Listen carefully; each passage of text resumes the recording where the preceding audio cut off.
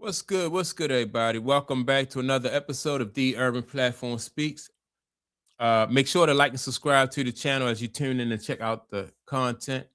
And with that being said, man, I want to speak on some recent statements by Charles Barkley, and he made about Michael Jordan and NBC, right? And so Charles Barkley said that he was expecting more from the Michael Jordan interviews, and I think a lot of people, including myself, would agree with Charles Barkley. So when the announcement was first made that Michael Jordan was coming back to NBC to, to I thought he was going to be commentating on basketball, the games and stuff like that. And I thought that it was going to be, it never occurred to me that it was going to be like some 3-minute clips and or something like that. I just thought he was going to be on a panel like you see the rest of those guys and talking about basketball, giving his input. Sort of like what Tom Brady do for football, maybe not commentating, but at least just sitting there talking about the sport and, just giving it to us from his point of view. So Charles Barkley did comment on that. And also, who else commented on it? The guys, Rob Parker from Odd Couple. And what I'm going to do is I'm going to play the audio from Rob Parker's show, The Odd Couple, him and, what's his, Rob Parker, his name, Calvin Washington. And they made some good points. But what I want to do is I want to play the audio from their show and come back and give my input. And also, I don't believe you, but let's just, can we call, did I not say this in the beginning? What did he say? Charles Barkley criticized the Michael Jordan stuff on NBC. Mm-hmm. Didn't I say like when we found out that there was one long interview that they were just cutting? So boring. Right? Rob G. and Charles Barkley commented on it. He's already not Michael Jordan's friend, so it's probably easy for him. It ain't his fault, though. He just kept it real, and Mike didn't want to talk to him anymore. Yeah, Charles Barkley's been making the rounds the last couple of days. I don't know why I can't get him on this show, but that's okay. We'll get him on. No, you're selfish. He listens. He texts us. That's why they get him on the show. All right. Tell him to call us. Come on, in any Chuck. event, Charles, we want you on the show. We would love to have you on, text. Charles. We need to get Charles. He hasn't been on in a minute. Given that inside the NBA, not on TV a lot, he's got time to do a couple of interviews. And earlier on Thursday, Chuck appeared on Sirius XM NBA radio, and they asked him about the Michael Jordan situation with NBC. Now, recall during the offseason when it was first announced that MJ would be joining the Peacock, we didn't know what he was going to be doing. They said it was going to be a special contributor to their NBA coverage. We didn't know if he was going to be in studio. We didn't know if he was doing interviews. We didn't know what exactly he was going to be doing. We didn't think he'd be involved in NBA debate talk. But everybody was excited because he's such a recluse historically, and they wanted to hear what he had to say about the. All right, so before we get into that, though, that's true. Like, everybody was excited because, Michael Jordan really don't speak a lot.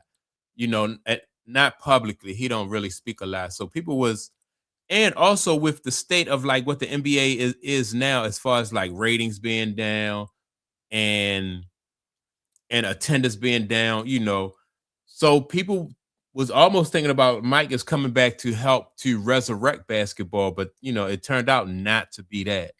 NBA. Well, now flash forward about a year, and we know exactly what his role is. His role was to record one sit-down interview with Mike Tirico. No plans for a second one. And they were going to release clips of it throughout the season. So Chuck went on Sirius XM today and said that he was excited to get Michael because Michael's the reason we all make money from the NBA, of course. But then he says, quote, you see this thing coming out with NBC, you're like, wait, y'all did one interview 5 months ago and you're going to sprinkle it in throughout the season? Come on, man. That's disingenuous by NBC. It's crazy. I'm disappointed the way it worked out. It's just a bad look, plain and simple. This is one of the times you hope what you thought would be true would not be the case, and it was. Michael Jordan is not the most entertaining. Michael Jordan is not the most thought-provoking, and is a complete contrast of his former best friend, Charles Barkley. Charles Barkley's honest. Charles Barkley's funny. Charles Barkley's thoughtful. You might not agree with him, but he's going to speak his mind, and he plays the game. He'll play along and do stuff, and that's why he's been one of the best sports media personalities for the last 30 years. Michael Jordan hasn't. Michael Jordan wanted to get away from the fame. And so the idea of him coming back, you thought, maybe, just maybe. This was very lazy. They oversold it. and it was boring, and it was a waste of time of the greatest basketball player of all time. And it was also, again, the lack of creativity. You talked about this, Rob G, so I don't want to take you, but you and I were on the phone, and you're a producer extraordinaire. We know this. You're the GOAT. And one of the things you do, I had to host. I think Rob G cheated before, but go ahead. I hosted a show where we had to do. It was a show that aired for the whole summer. It was a national show. It was like a reality sports kind of competition show. And you brought the idea. I had to wear certain outfits and then switch and then wear this one because this is going to be the finale. But technically, we're shooting it today, and you made it work so that it could work throughout an 8-week run throughout the summer. And the idea that you just sat Michael Jordan down, same old outfit, probably did a 45-minute interview, and that was it. You didn't mix it up. You didn't switch his outfit, switch it to at least lie to us, mix it up, and make us think you're postponing these conversations. Hey, Mike, the All-Star Weekend's coming up. It meant a lot to you. What was it like playing All-Star? Hey, Mike, what made you get in the dunk contest? You already had a name. You already were this guy in the league. You still did the dunk contest. Don't you think guys should do it now? That would have been something you could have had. Hey, Mike, competition and rivalries. Let's talk about that. Were the Pistons your big rivalry? Like interesting conversations that you could have had throughout the year. Switch up the outfits. There's no creativity. They oversold it.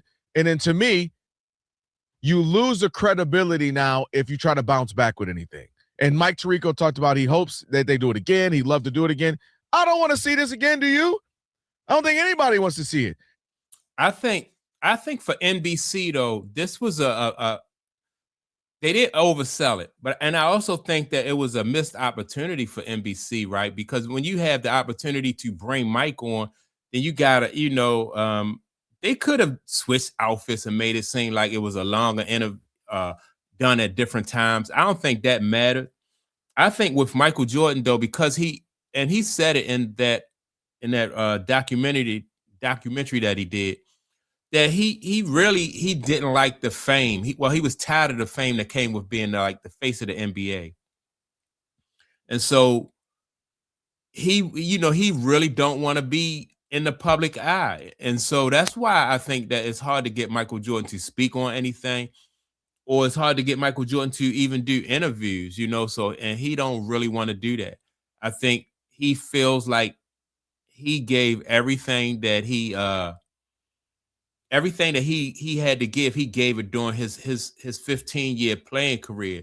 And so that's why, in my opinion, that Michael Jordan, he really come out and he really do interviews, and he really he really don't want to do anything as far as like that's a job. Like what Charles Barkley do and Shaquille O'Neal, that's a job. And Michael Jordan is in a position where he don't have to do that. If you remember, Charles Barkley said before they switched over from TNT to ESPN, he said that he didn't want to work for all those hours or do those as many interviews as what Stephen A. Smith. He said he would quit before he allowed ESPN to work him the way, So Michael Jordan probably feels the same way, but just on another level. He's a billionaire, right? So by Michael Jordan being a billionaire, he's like, man, I earned this freedom that I have. And so I'm just going to take advantage of it. Basketball, I mean, he just gave everything, and nobody can really say that he left, he he left it all out there on the court. And the same thing, I remember when Kobe Bryant was retiring, and he said he was comfortable with retiring because he left it all out there on the court. So I'm disappointed as a fan that Michael Jordan didn't get to, we didn't get to really, see more of him. When you are somebody who is a great player like Michael Jordan or Kobe Bryant and Tom Brady, like people want to hold on to you for a lifetime. It's not like, all right, you gave us X amount of years on the football field, or you gave us X amount of years on the court, and now you're done, you're done. People still want to hear what Tom Brady have to say, and they, people are glad that Tom Brady is doing, the football commentating. So, but Mike, Mike just don't want. He is just not interested in that kind of work. A little bit of hope that we had, because Mike doesn't say anything really that interesting. He doesn't really do that much. the little hope you might have had is now gone. Charles Barkley is spot on. It was what I was concerned about after seeing the first one, and the idea that he would not be talking about the current players and dissecting or just or whatever the about big news is. Right, the news of what's going on with the league. So I'm not overly surprised because I just thought that this is what it was going to be, and it wasn't going to be something that we thought would be great. And I think that that's disappointing because I want to hear from Michael Jordan. I really do. I want to hear from him. Mm-hmm. I think he has insight. I think he has, a know-how. He can speak to these things. And the first thing they gave us was load management. Rob G, what was that? Week two or two into the league and like season. Nobody was load managing at that time. So why was that such a big deal? It didn't even make sense. Like it.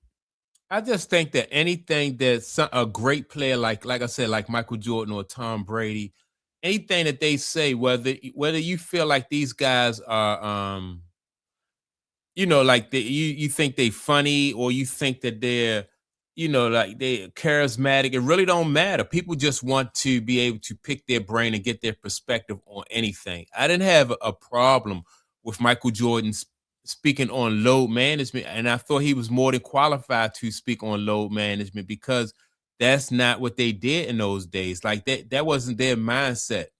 As you know, their mindset was to be on the court as much as possible. So I don't, whatever he spoke about, I wouldn't just want to limit him to speaking about stuff that happened in his era or things that they were just doing. I thought anything that he would have been able to add to, from his perspective, I thought would have been a plus for basketball. And I know a lot of people are disappointed that Mike didn't, he's not going to be doing interviews the way we thought he was going to be doing interviews. But I kind of really look at it like he just gave everything he had to give, when he was on the court. So now, every time you see Mike, he traveling, or paparazzi is taking a picture of him coming out of some restaurant or something like that. So Mike just really don't feel like he need to do that. And so that's my take on it. I know a lot of people are disappointed, but that's my take on the situation. Make sure to like and subscribe to the channel. Also, don't forget to leave a comment. And with that being said, man, I'm going to check y'all out in the next video. Peace.